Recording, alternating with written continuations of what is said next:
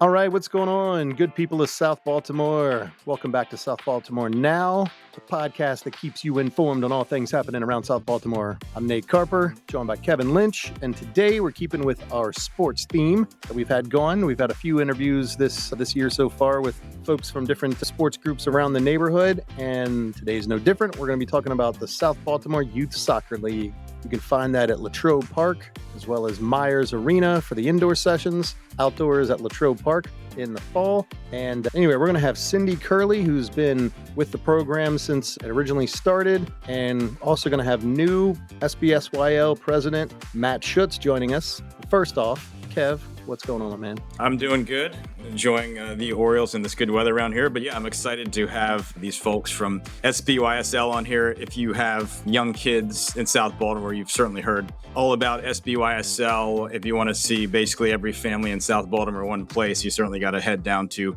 Latrobe Park one of those Saturdays in the fall. So it's really exciting to have Cindy on. She's going to give us a great history of how the league came to be and how it's gotten so big. And then Matt's gotten involved since his kids started playing, and he's the new president as of this week of SBYSL, and he's looking to keep that league going strong and handle the growth we have with young families here in South Baltimore. And they're going to talk about the different aspects of what they offer. There's outdoor soccer, there's futsal, which is a basketball court soccer. There's the always popular indoor soccer league, so they're going to tell us all about that. Some of the success stories they've had with local kids and local teams, and just really give you a good primer of what you need to know if your kids want to kick a soccer ball around. Sounds good, Kev. Thank you, and looking forward to this interview. And for anybody out there that's interested in volunteering or registering your kid for South Baltimore Youth Soccer League, or anybody that's interested in being a sponsor, we're going to provide that information in the details of the show notes and the article. So make sure you check that out. Thanks, Kev.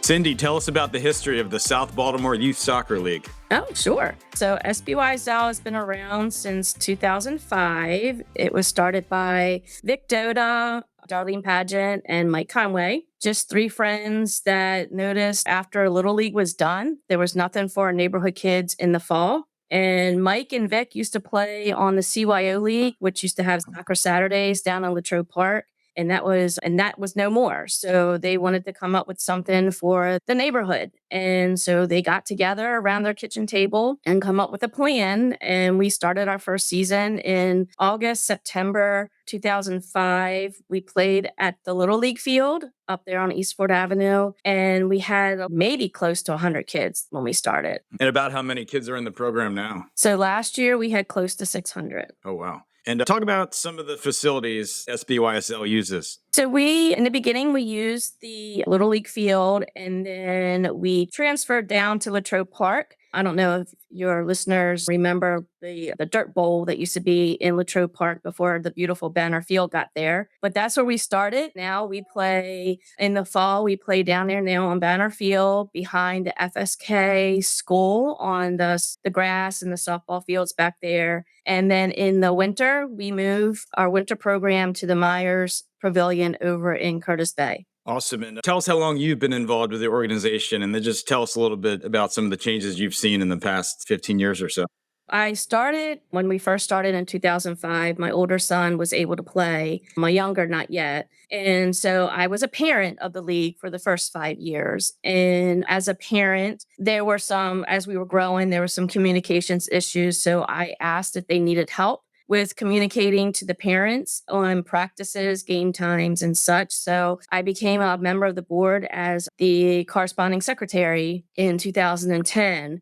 And from there, my jobs went from helping the player agent, doing the drafting, player assignments, and pretty much all that. Over the years, we've seen changes in the dynamics of families. We've seen, I guess you can say, the abilities of a lot of our kids. We've seen a lot of our kids grow from not being able to play to loving the game, which is the mission that Vic and the other co-founders brought on board that they wanted to see. We've gone from just single practices to most recently group practices, which was a great idea of the planning committee. And then we also gone from co-ed only. We listened to some of our parents and we started an all girls session around 2021. We wanted to do it 2020, but then that was the pandemic thing. So we reached out to our parents around 2017, 2018 to get just a heads up of what they were looking for. And we listened to them. And then 2021, we started with the girls program.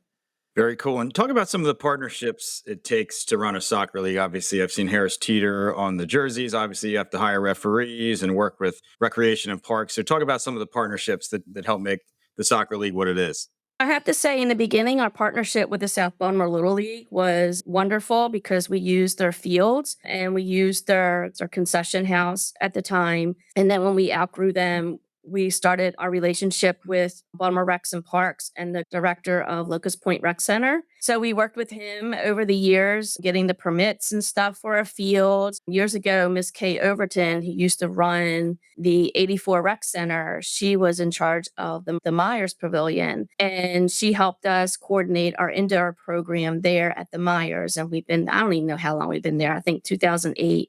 2009, we started there. So we work with the permits office. Our community sponsors, our biggest, of course, is Harris Teeter. And then we have community sponsors such as some realtors. We have had local dentist offices. We've had, at one time, we had some donations from Domino's Sugar. They gave us some Frisbees and water bottles one year. One year we had Rite Aid came to the field because they wanted to do a health awareness. So they came to the field and brought us coolers and Frisbees and gift cards for our coaches. And then also we partner with our vendor who does our uniforms and just a lot of small community businesses in Locust Point and Federal Hill. Well, I'm sure you must be a very organized person because just keeping one team's schedule gives me anxiety. So I'm sure it takes a lot of organization to do that. And Cindy, just tell me, what do you like about the sport of soccer? What is positive about this game?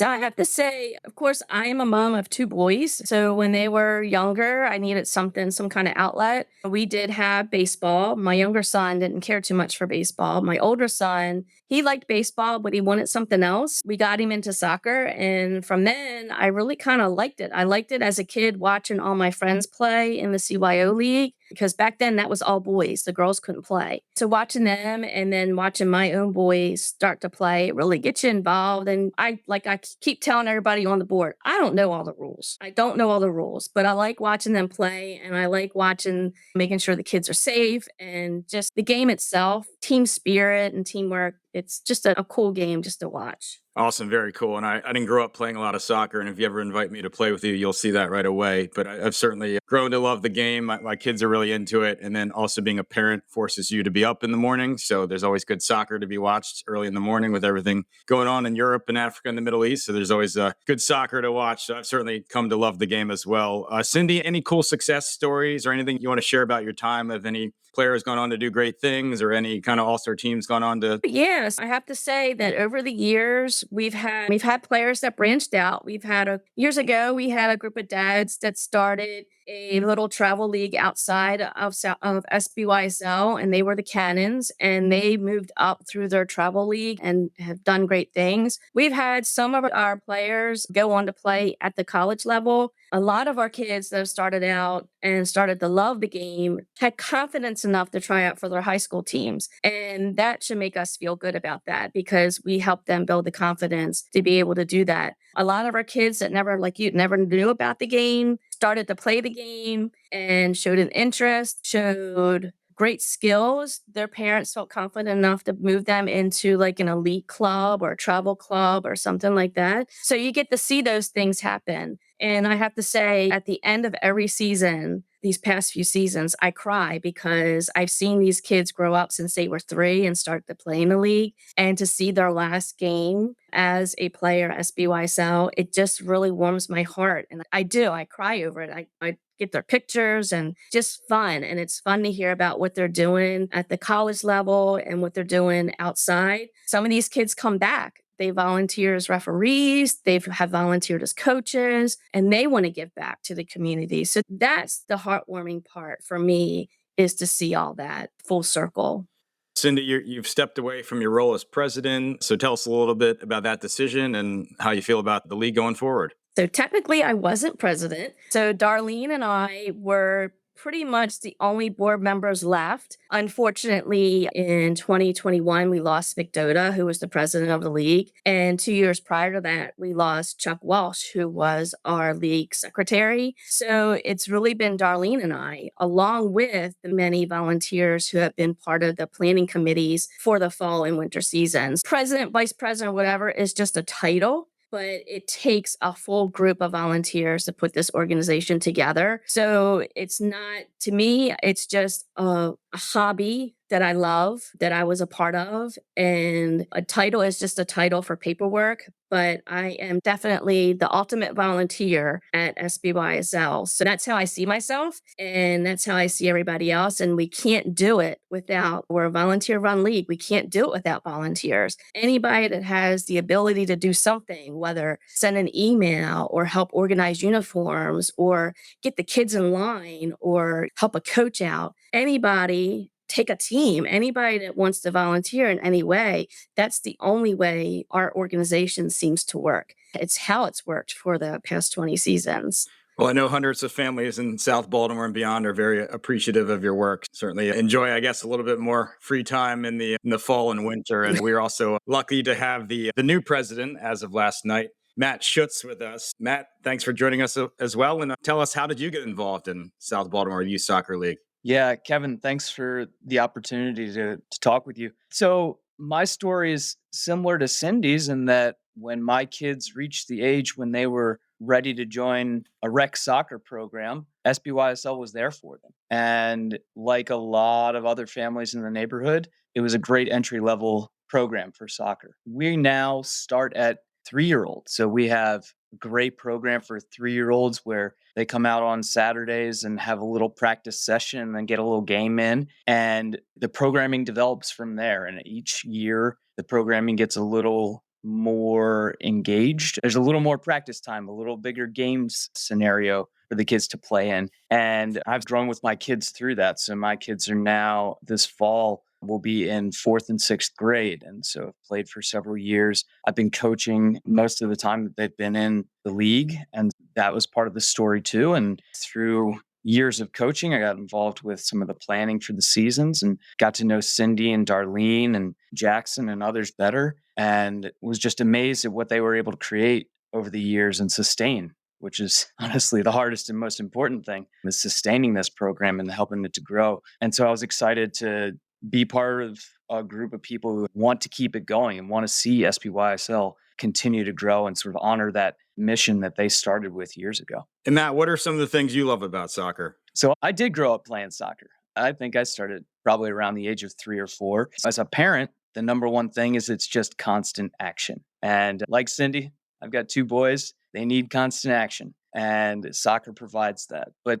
in addition to the game itself, what I love about SBYSL is just those Saturdays down at Latrobe Park. It's just an amazing experience. I know a lot of your listeners are there, and I'm speaking to the choir, but when you go down there, you see all the families from the schools and the other organizations around here, the things that all the kids do. And it's just a beautiful community setting where, especially when the weather's good, it's a fun day to hang out and watch the games and see your friends. The kids run around and see their friends. It can make for a great day. And that's what SBYSL is to me. It's the combination of, we are a great entry-level rec program that gives these kids an outlet for their boundless energy, but it's a great community building effort. And so I get to see my friends as much as the kids get to see theirs, and I love that. I must say I'm such a huge fan of the indoor league as well down at Myers, because going through the baseball season right now, you really don't have to worry about weather, which is so cool. And then it's such a fast-paced, exciting game with good acoustics in there, working bathrooms. I think that's an awesome setting as well. Have you guys enjoyed the indoor experience as well?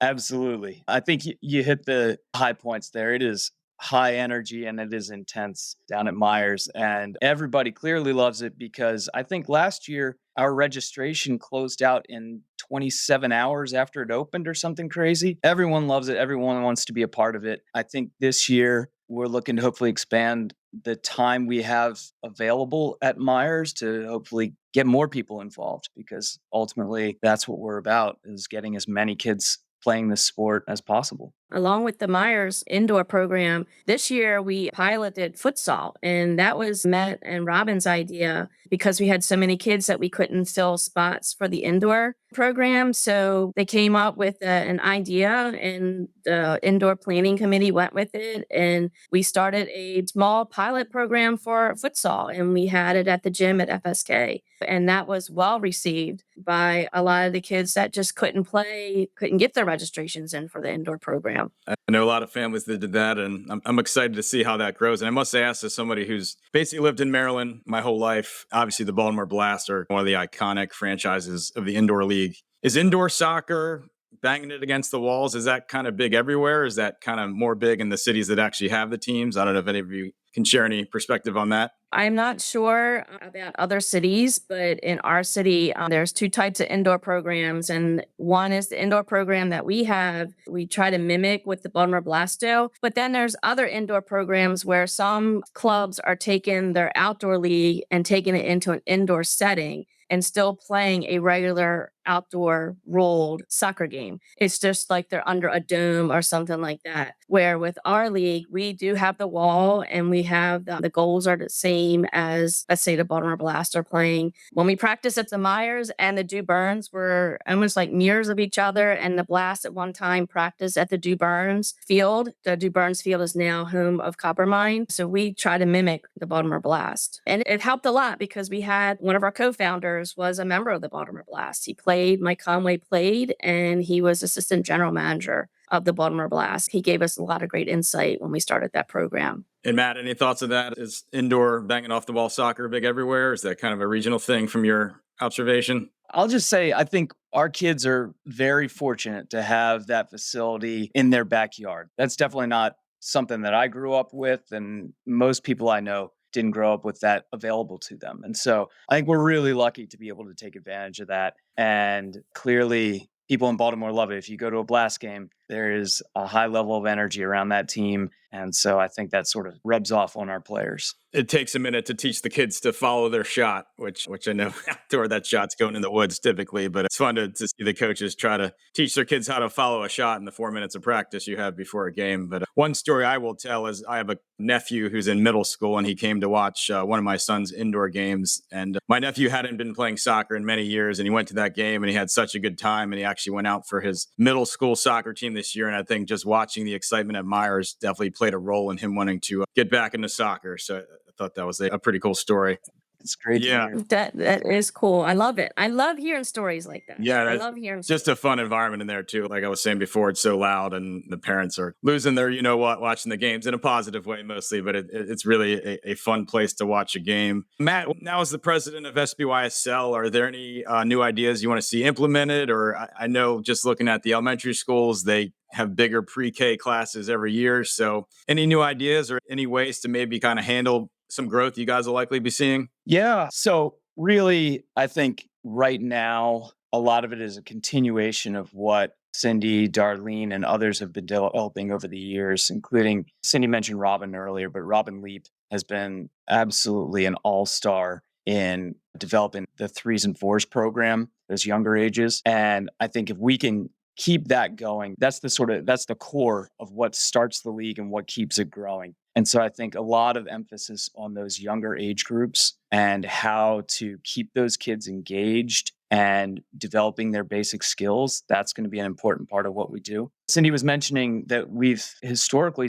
done most of our practices and games down at Latrobe Park and on Banner Field. In the last couple of years, we've expanded to use Swan Park for practices, and we're all walking by Riverside every day waiting for those fences to come down because that field is starting to look pretty nice, and we're hoping we can get out there and utilize that space as well this fall. So expanding some of the footprint of where we practice and play is, I think, another thing that we're hoping to do because, like I said, we just want to be able to have good facilities for this growing number of players that we have. We're also, over the last 5 or 10 years, a lot of our players have come from a small number of elementary schools right here on the peninsula. And we'd love to see more players coming from more of the schools around this area. Now, obviously, it's the South Baltimore Youth Soccer League, right? We are targeting elementary schools in this general vicinity, but there are plenty of schools where we don't have a lot of players yet, and we're hoping to draw them in. So that's one of the things we'll be doing as we launch our registration for this fall season, is doing some outreach to administrators at those schools, hoping to draw in some new families and some new players. Another thing on my mind is expanding our list of supporters, our financial supporters. So Cindy mentioned quite a few, and they've been critical to helping the league grow. One of the things that's important to me is keeping soccer affordable. One of the big criticisms of soccer in the US is that it's a pay-to-play system. And SBYSL has done a great job over the last 20 years of keeping the game affordable, despite rising costs for fields and equipment and jerseys and everything else.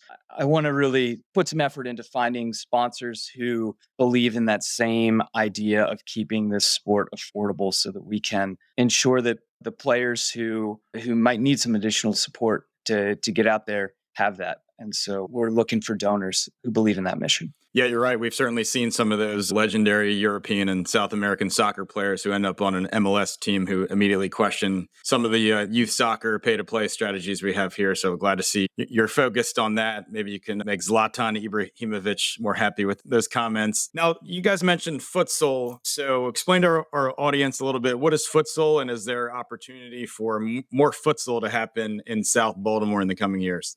Futsal, it's a great variation on indoor, is the way I think of it. So our indoor facility, Myers Pavilion, 80 yards long and 30 yards wide or something like that. Shrink that down by about half and you get a futsal court. That's the key difference, is it's smaller, which makes the game faster pace. It emphasizes quick movement of the ball and light touches. There are fewer players on the court as well. It's typically 4 field players and a goalie on each team. And it's played with a ball that, for all intents and purposes, looks like a soccer ball, but it's built slightly differently, so it feels slightly different on the foot, but same basic concept, right? You dribble it, you shoot it, and you score and repeat. So it emphasizes a lot of individual skills. It's great for developing confidence on the ball. Tons of fun. All the kids who've tried it love it. As Cindy said, we piloted it last year. Again, big credit to Robin Leap for helping to launch that and dedicating a ton of time on the weekends to running a little clinic program to teach the kids the basics of futsal and why it's different from indoor,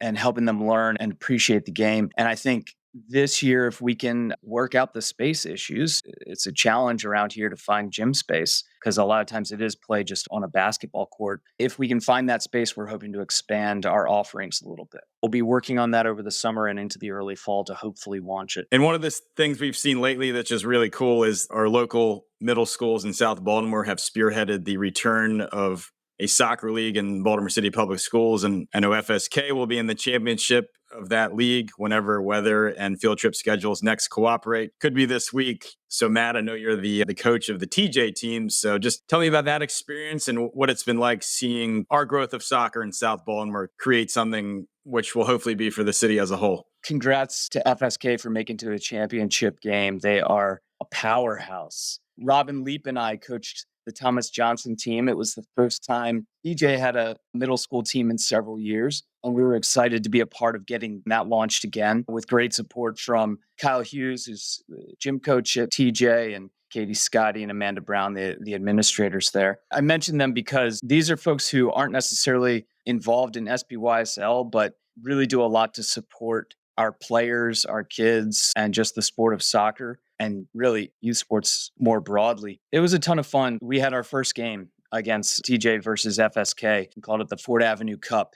And FSK, like I said, have a very strong team this year. And so they came out very much on top there. We're coming for them next year. But it was great to see all these kids who knew each other from SBYSL hang out together all the time and just have a great community atmosphere there at the game. Everybody cheering on each other and having a great experience. Yeah, that's so cool. That'll become the next Steelers-Ravens rivalry, that TJ soccer game, I'm sure. We should mention prep does not have a middle school. So a lot of those kids end up going to one of those two schools after elementary school anyway. But yeah, that's very cool. And I know that's going to be so many good games in the future. And like you said, like having kids of my own, if my kid were to transfer to one of the different schools on the peninsula, they would still know most of the school just because of things like SBYSL and the Little League and the basketball league and all kinds of community events. So it really is cool to hear that story. Matt, I may be biased here, but I feel like we got some really good players in SBYSL, and some of those players want to play in some tournaments and play at a higher level. So what type of advice are you able to give some of those players to maybe see what else is out there, but hopefully also continue to play for SBYSL at the same time? So Cindy mentioned it earlier, an example from a few years ago of some kids creating a team called the Cannons. Following a similar model, there are a handful of parents who wanted to support their kids' ambitions to play beyond the rec league in South Baltimore, to explore what the larger world of soccer is in Central Maryland, and have created little travel teams. I think it's a great example of the community that SBYSL creates that supports these kids in various ways. So several of the groups that have come together recently go under the name the Sobo Dominators and have organized little teams and gone out to play in tournaments. And so we started a few years ago with a single tournament, then over the course of a few seasons, a few more tournaments. And this year we'll have two teams that are not only playing in these sort of year-end tournaments, but are also playing in a full travel league schedule.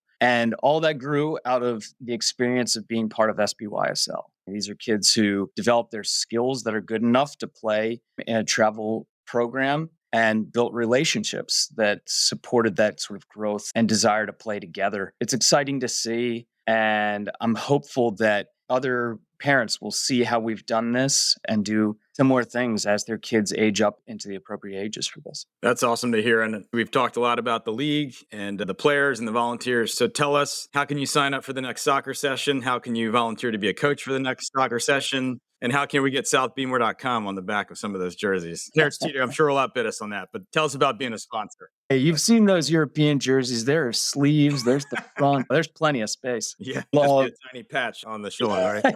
Always room for, what do you call him, Cindy? Mr. Vic the Crab? Victor the Crab? Oh, yep. Victor the Crab. Always room for Victor the Crab. We're launching our fall registration any minute now. You can find our website at sbysl.com, and the link to registration is right there. There's a Facebook page to follow as well. You can search us up on Facebook and stop any family you find on the streets of South Baltimore, and they'll tell you how to get in touch with one of us. I know last year there were some coaches that did not have kids involved. They just wanted to be a part of the organization. So there's definitely always opportunities, I'm sure, for just some people that love soccer as well. Yeah, absolutely. That's been one of the most amazing things to see, is people just volunteering their time and their knowledge to be part of SBYSL and help grow the league. Always love to have volunteers, whether you are interested in being full-on coach or an assistant coach, refereeing. We'll take refs too. There are all sorts of opportunities to get involved.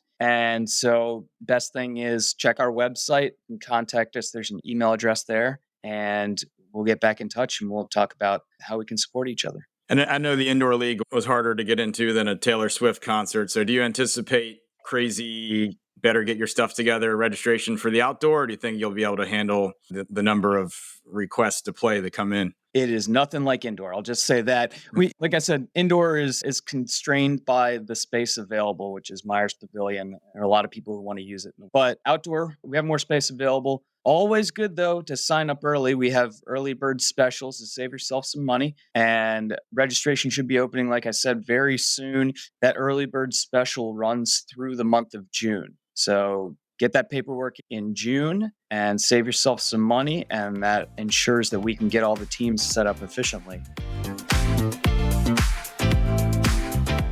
Well, you heard it. That was an awesome interview there with Cindy and Matt. You guys will just be hearing the audio version, but I wish you guys could see the looks on Cindy's face. She's clearly so proud and so into this league. I am. It brings such a smile to her face. So me and Nate and Matt got to see that. But Cindy, thanks a lot from the entire community for your service to youth sports and soccer in this area. I know we'll continue to see you around. She's a local resident. Oh, yeah. I'm not going too far. And Matt, best of luck engineering this great league we have here. Before we know it, it'll be soccer season. I can't wait. It already is. Soccer season started May 1st. Yeah, I guess if you're a good player, it's always soccer season. But SBYSL Fall League is first games in early September. Is that what we're looking at? That's right. We're targeting September 7th for our first games, and we'll start practicing that last week in August. And it's always the opening day is typically always that Locust Point Festival Day, or at least one of the first 2 weeks, right? You got it. That's a fun atmosphere when they're both happening. Yeah, every time I meet somebody opening a new business in South Baltimore, I'm like, just get to Latrobe Park that day if you want to meet 50% of the community and all the young families. So thanks a lot for joining the podcast. It's great to hear about the history of the league and hear where it's going. And we can't wait to see the balls rolled out there again. Thank you for the opportunity. Really appreciate it. Thanks, Kevin.